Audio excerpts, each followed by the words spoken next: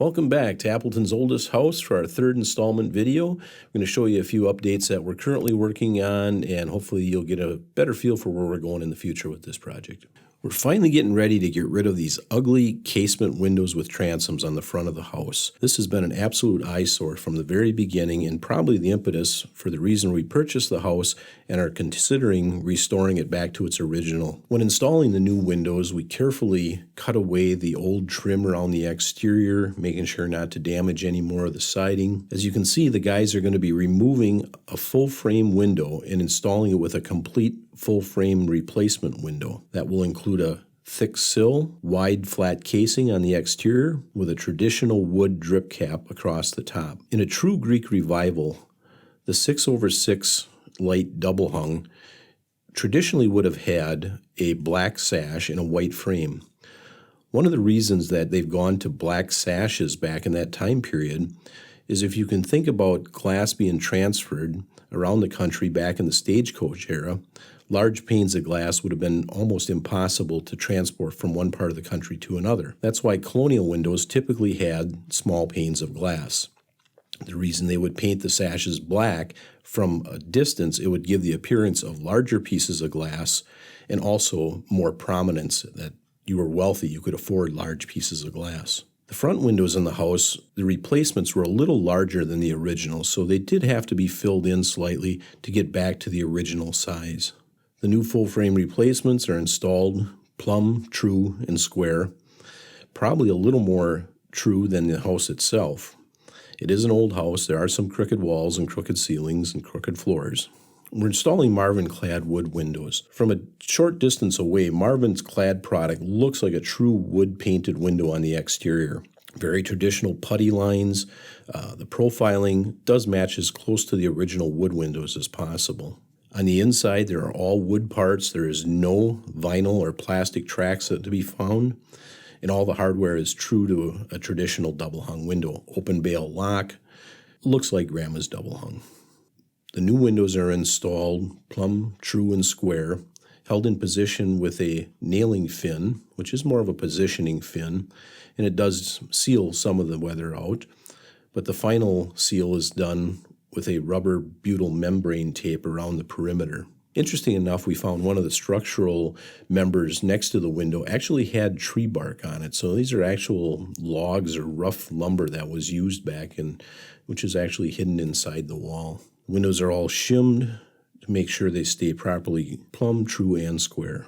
See a very dramatic difference from the old casement windows that were installed to the new traditional 6/6 double hungs. You may have noticed that the double hung windows on each side of the door are slightly taller than the door. This is going to be remedied when we put in our historically correct door, which is actually going to be the same height as the windows.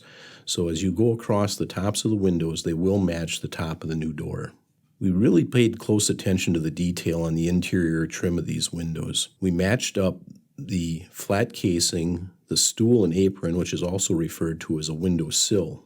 We were very careful about taking accurate measurements from the original windows to make sure that that stool and apron matched exact.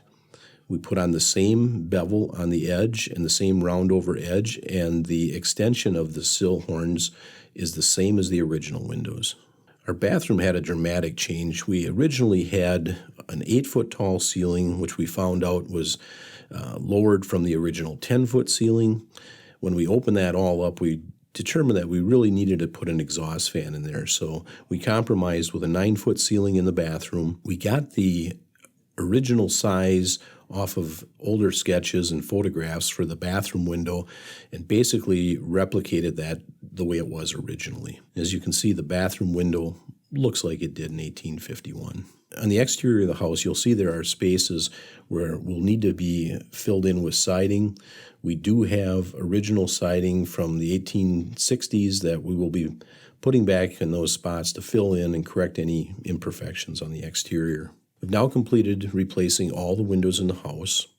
There are 11 windows totaled. 9 out of those 11 are the exact same size, and that's the largest windows in the house. They're about 3 foot by 6 foot tall and very symmetrical. Pretty much everything that's on one side of the house matches the other side of the house. The other window that we replaced is above the kitchen sink, And what we did is we compromised a little bit on that. Originally, that would have been a 2-wide push-out casement style window. And because it does face a garage and it doesn't have much of a scene from the road or the front of the house, we decided to go with an awning style window. Just offers a little more glass area and a little better ventilation for the smaller kitchen. In upcoming episodes, we'll be talking about replacing our front door with the tombstone style door that we found. We believe is as close to the same age as the house as any door possibly can be. And that door will be ready to install, well, within the next few weeks here. Thanks for watching. Make sure you subscribe to our YouTube channel and like us on Facebook. And be sure to follow along for future updates as we continue along with the new front entry door. We'll start adding color to the walls, and some of the furnishings and fixtures will start to go in place.